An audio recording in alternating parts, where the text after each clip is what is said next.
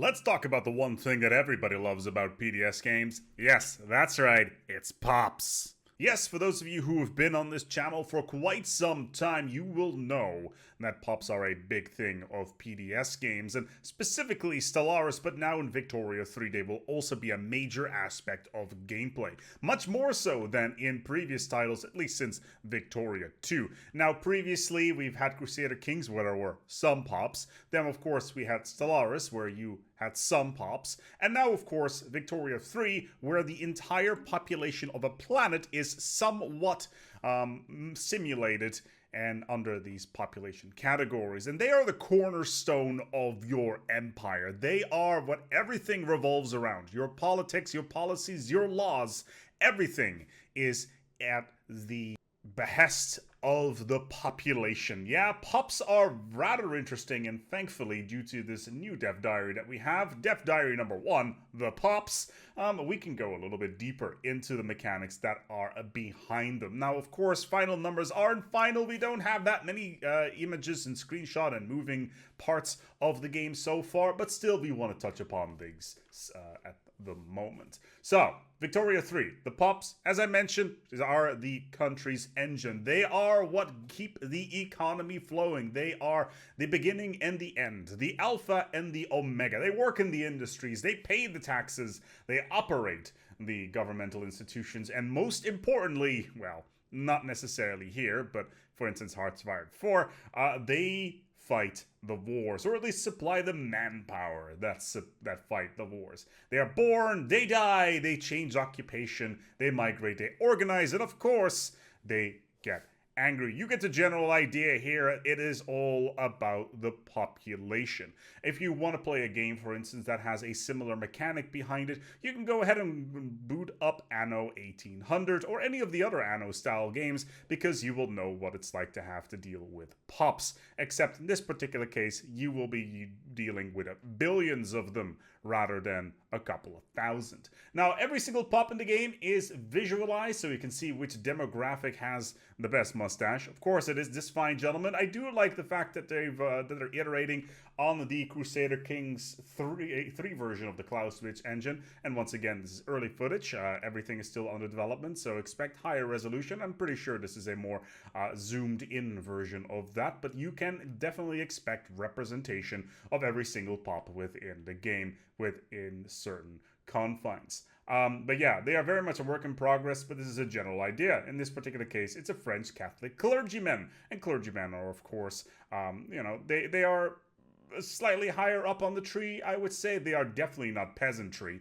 They are definitely the kind of population you want to keep an eye on, unless, of course, you're going to go for a full-on revolution, and then, of course, it's time to claim the money from the church, just to say they have been doing to us for the last few thousand years. But yeah, as a player, you are in charge of the nation. You are the nation to a certain degree. You are the physical embodiment of the nation, very similarly to what happens in other PDS games. However, just like how the brain works, you don't really control everything. There are parts of your brain, like breathing, which you will now do on your own, by the way, as you notice your own nose.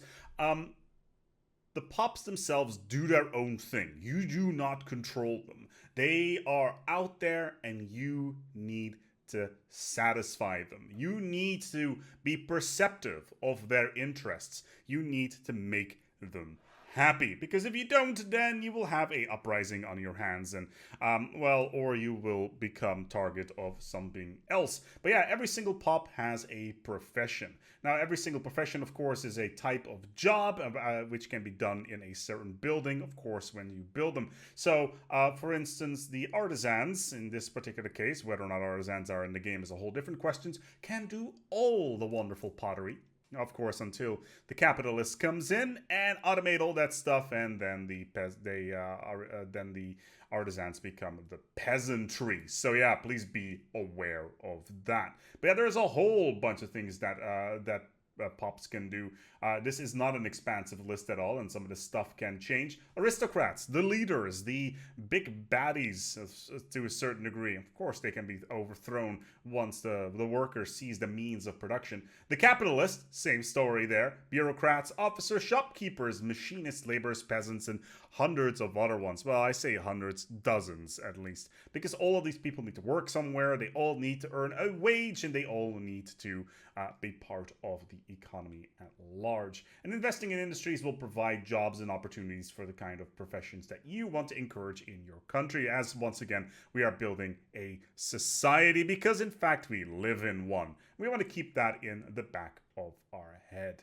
Now, what is important to know, for instance, that every single variation of profession, culture, religion, workplace will get its own unique pop. So, for instance, if you are a glass worker somewhere within, of course, Yellow Prussia, then you will get your own image. Or, as in this particular case, you are a Turkish aristocrat, then you will probably look a little bit like this. As, yeah, we got ourselves some aristocratic people in the Ottoman Empire. So that's the thing. It's a good thing that the poor man, the sick man of Europe is still up and running somewhat in 1836. So that's something we want to keep in the back of our head. But yeah, Pops are also distinguished into workforce and dependent. So there is two very strong differentiated groups here. You've got those who are allowed to work and those who are not. What that usually translates to is the men and the women and children. That's basically what this boils down to. Now, of course, there are such things as child labor laws, so everybody can go and work at some point, but the women usually are not allowed to work at the start of the game. In most countries, there are most likely going to be a couple exceptions for that. But yeah, it's just one of the things that happened at that period of time. But yeah, you can move people in and out of the workforce or into the dependent group over time. For instance, as I already mentioned, abolishing child labor and, of course, giving a woman voting rights, which was definitely a very big thing in the early 20th century as well as in the late 19th century in a lot of places. Hey, and you can even institute pensions if you really want to, if you want to help your population. So yeah, it's gonna be problematic in some cases, especially with the workforce, especially if you're gonna go to war, because let's put it this way: if all the men go to war and they all die, then all of a sudden you have a giant population of women and children that are all dependent, and all of a sudden you've got yourself a societal upheaval on your hands because they will need to go start work in the factories because there are no longer any people in the workforce who can do these jobs. So yeah, there is a lot of stuff here that is important, and going to war is definitely something you want to watch out for. You don't want to go for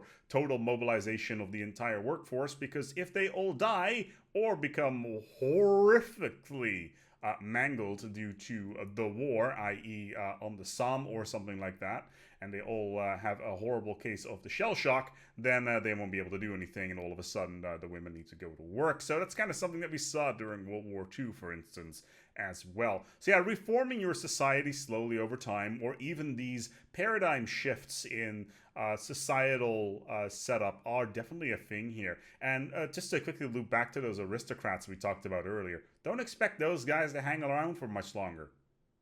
Because let's be honest here, do aristocrats still make up a big chunk of our population that has any influence these days? No.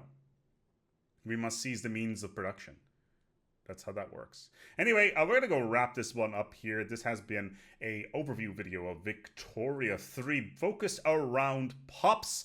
If you enjoyed this, feel free to give it a like and comment below. And of course, if you enjoyed this in general, feel free to mention that as well. I'm going to go wrap this one up here. Thank you so much to my patrons for making this video possible. We're going to go back onto the Stellaris train very soon. I got a couple of videos in the pipeline as it is right now. However, it is diary day for Victoria, and I wanted to get this out of the way.